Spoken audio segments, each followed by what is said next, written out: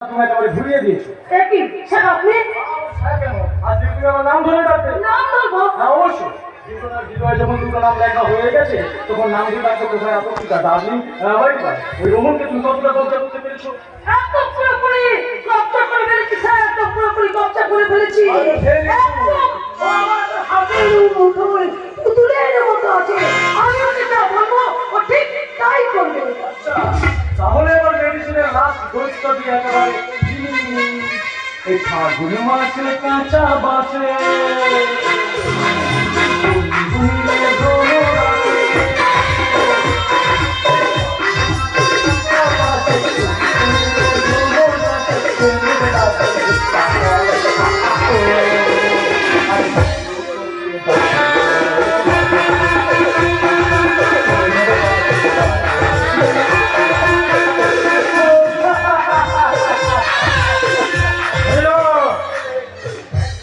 Sir আমি কি দেখলাম নিজের বোনকে তুমি আরে না স্যার, আপনি না ভুল দেখেছেন।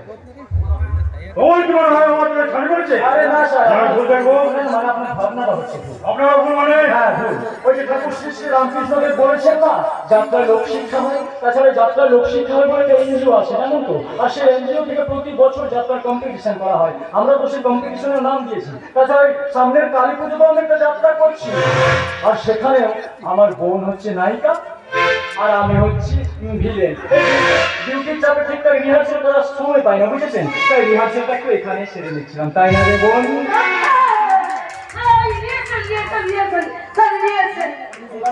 রোহনের কাছে যা, ওর ভালো করে দেখাশোনা করবে, ওর যাতে কোনো রকম কষ্ট না হয় সেদিকে খেয়াল রাখবে, বুঝেছো?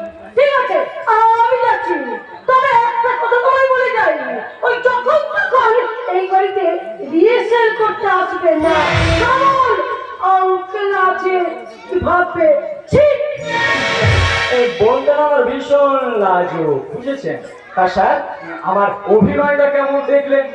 মানে আমি ভিলেন সাজতে পারবো তো? আমি তো অলরেডি ফেলে নিশ্চয় আছো ম্যানেজার। তোমাকে আমার নজরে রাখতে হবে। কি হলো, মালটা হঠাৎ এত গম্ভীর হয়ে গেল কেন?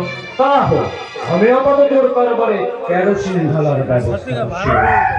হ্যাঁ স্যার, মানে বলছিলাম কি, অনেকদিন ধরে আপনাকে একটা কথা বলবো ভাবছিলাম, কিন্তু বেশ সাহস পাচ্ছি না।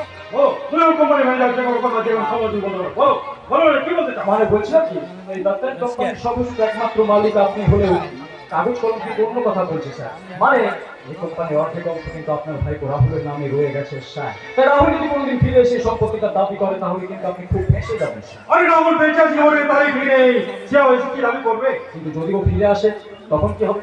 সাবধানের তো মান নেই স্যার। কাছে আসুন, ওই রাহুলের নামের অংশটা না দাম কিন্তু ঠিকই থাকবে। অসম্ভব। রাহুল আমার ভাগ্য, তাই তার অবর্তমানে সমস্ত সম্পত্তি অধিকার আমার। আমি খামোকে তোমাকে যেতে যাবো কেন? আরে দেখুন, আপনাকে পুরোটা পাইয়ে দেওয়ার জন্য আমি এত কিছু করলাম, সেটা কি আপনি ভুলে গেলেন স্যার? না ভুলে ম্যানেজার, ভুলে নে ম্যানেজার।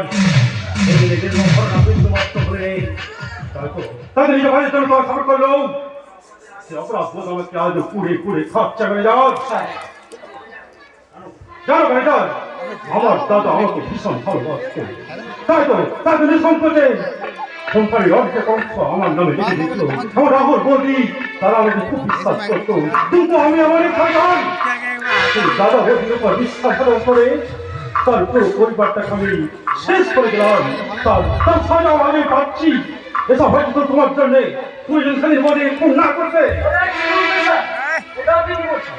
আমি আপনার বৌদিকে কখন ফোন করলাম আর তার প্রমাণ বা কি আছে? ফোন করেনি? আসুন, আপনার ফ্যামিলির সঙ্গে আমার যে কোনো শত্রুতা আছে যান ক্ষমতা ফোন করতে যাবো, তবে যে খুনটা করেছে তার প্রমাণ কিন্তু আমি রেখেছি স্যার। এই ফোন করেছে। এই ছবিটা ভালো করে দেখুন, তাহলে সব ঠিক হবে।